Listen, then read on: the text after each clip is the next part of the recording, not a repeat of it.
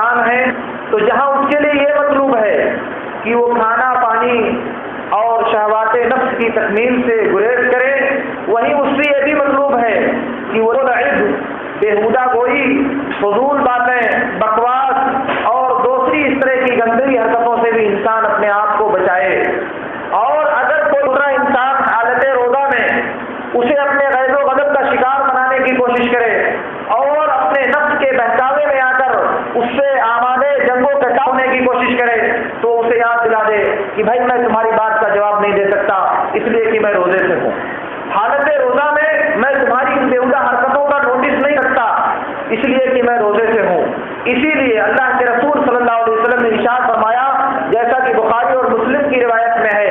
من لم یدع قول الزور عمل به والجهل فليس لله حاجة في ان يدع طعامه وشرابه۔ جو آدمی جھوٹ بولنا، جھوٹ پر عمل کرنا، جہالت اور بدتمیزی کرنا نہیں چھوڑتا تو اللہ رب العالمین کو کوئی ضرورت نہیں ہے کہ وہ اپنا کھانا اور پانی چھوڑ دے۔ اللہ رب العالمین کو اس کی کوئی حاجت نہیں ہے کہ انسان دن بھر اپنے آپ کو بھوک اور پیاس کی شدت کا شکار کرے اور غلط حرکتیں، غلط باتیں، بدتمیزیاں اور جہالتوں سے آپ کو باز رکھنے کے لیے اگر وہ آمادہ نہیں ہوتا تو اللہ رب العالمین کو ایسے انسان کے روزے کی کوئی ضرورت نہیں ہے۔ اسی لیے ایک دوسرے حدیث میں جیسا کہ مسند احمد اور ابو داؤد کی روایت میں ہے، اللہ کے رسول صلی اللہ علیہ وسلم نے ارشاد فرمایا، کم من صائم لیس له من قیامه الا الظما وکم من قائم لیس له من قیامه الا السہر۔ بہت سے روزہ رہتے ہیں جنہیں روزے کے نتیجے میں سوائے شدت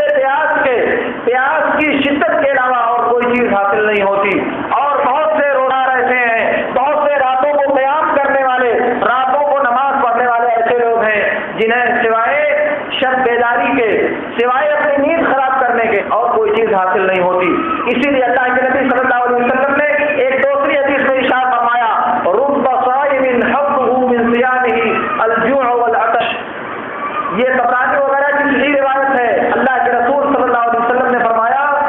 بہت سے روزے دار ایسے ہیں جنہیں اپنے روزے کے نتیجے میں صرف بھوک اور پیاس حاصل ہوتی ہے اور کوئی چیز حاصل نہیں ہوتی۔ اس کا مطلب یہ ہوا کہ روزے کے مقصد کے طور پر اللہ رب العالمین نے اس کی جو حفظ بیان کیا ہے وہ یہ ہے کہ انسان روزے کے ذریعہ تقویٰ کی صفت سے متصف ہو جائے، روزے کے حکم پر عمل کر کے انسان اللہ سے ڈرنے والا بن جائے۔ اگر انسان روزہ بھی رکھے اور ان بیہودہ حرکتوں سے اپنے آپ کو باز نہیں رکھے، غیبت